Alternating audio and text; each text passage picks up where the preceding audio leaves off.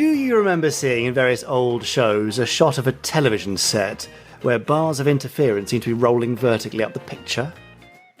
What? Just generally on TV. Sort of just generally? Yeah. Oh, sure. When a TV is being shot by a camera, right? Yeah? That's it. Yeah, well, okay. I see, yes, You gotcha. would have seen that because it was fairly common back in the day, although not so much in the Anderson universe.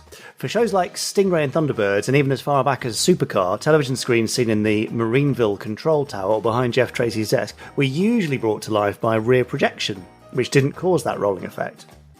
But as the sets on Anderson shows became bigger and more elaborate, we got closer to live action, it wasn't always practical to use back projection. And so you might sometimes see a real television monitor appearing on a screen displaying those strobe lines. For example, in the Captain Scarlet episode Expo 2068, there's a control room set where several miniature television sets, real ones, are displaying that rolling effect.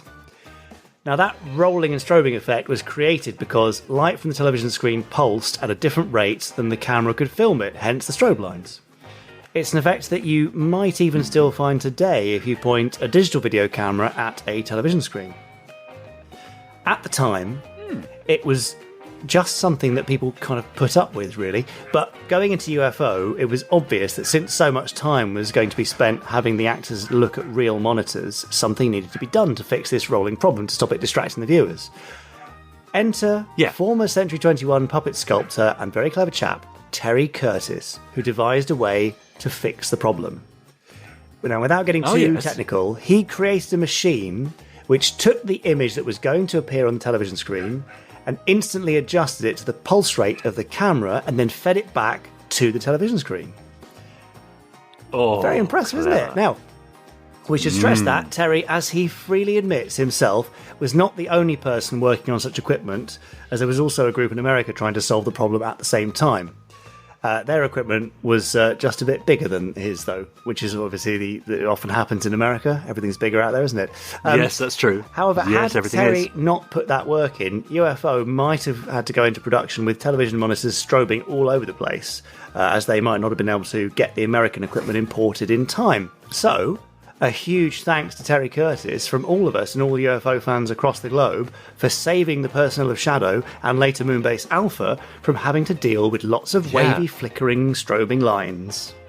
Yeah, very good. But of course, later on, certainly in shows like Space Precinct, dare I mention it, we didn't even have working screens. They're superimposing afterwards. You just watch a blank screen. It was GFX, wasn't it? Drop it in later. That's right, yeah.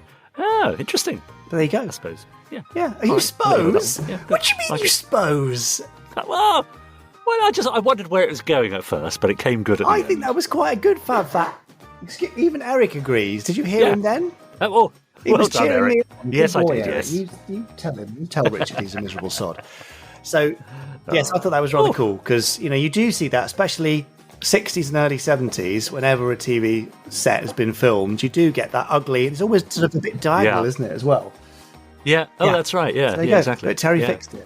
Another Space Precinct memory about screens was the multicom, our sort of multi-purpose torch and communications device that we used to use. You used to have a little screen on, and as we just said, the actual the image was dropped in afterwards. But it did mean that we had to hold those things for the close-ups of the multicom very, very still. So much so that our hands were very often rested on clamps or bits of equipment, so that they could take a locked-off shot of us holding the multicom. Yeah. There you go. And sometimes they weren't even locked off shots, were they? Sometimes I guess there was too much movement and they would just take a still frame, and that always looks kind of a bit jarring and clunky. It does. It's glaring. Isn't it funny? Yes, it's true. Yeah.